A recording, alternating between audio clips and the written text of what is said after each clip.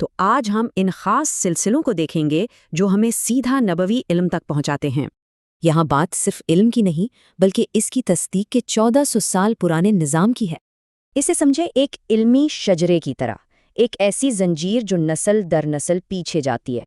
اور جان لے، جتنی چھوٹی سند ہو، یعنی عالی، علماء کے نزدیک وہ اتنی ہی قیمتی ہوتی ہے۔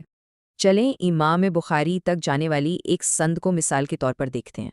یہ ایک مستند سلسلہ ہے 15 کڑیوں کا۔ ہر عالم نے اگلے عالم تک علم پہنچایا، یعنی اس سند کے ذریعے صرف 18 لوگ ہمیں براہ راست نبی اکرم صلی اللہ علیہ وسلم سے جوڑتے ہیں۔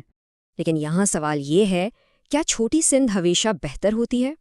تو ایک طرف ہے ہماری 18 راویوں کی صحیح سند اور دوسری طرف ایک چھوٹی 15 راویوں والی۔ چھوٹی سند کو اس لیے رد کیا گیا کیونکہ اس کے راوی کمزور تھے۔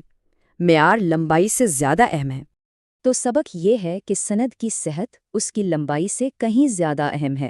عالی سند کی یہ تلاش صدیوں سے جاری ہے، جو علماء کو ماضی کے اماموں سے جوڑتی ہے۔ جیسے امام سیوطی کے پاس 10 راویوں والی مختصر ترین سندیں تھیں جنہیں اشاریات کہتے ہیں۔ آج وہی راستہ ہم تک 17 کڑیوں سے پہنچتا ہے، جو کہ آج کے دور کا ایک خزانہ ہے۔ اسی طرح امام شوکانی تک پہنچنے والی یہ سند آج کے دور کی سب سے بلند ترین سند ہے۔ اور شیخ محمد بن عبد الوہاب تک تو یہ سلسلہ صرف 4 راویوں کا ہے۔ لیکن یاد رہے، ہر سند کی تصدیق ضروری ہے، چاہے وہ کتنی ہی مشہور کیوں نہ ہو۔ اچھا، یہ سب تاریخی باتیں ہیں۔ آج کے طالب علم کے لیے ان کا کیا مطلب ہے؟ تو آج ہی اپنا سفر کیسے شروع کریں؟ یہ 3 قدم اٹھا کر۔ تو خلاصہ یہ ہے، راویوں کا بھروسہ اور سند کا تسلسل ہی اصل بنیاد ہے، اختصار تو بس ایک بونس ہے۔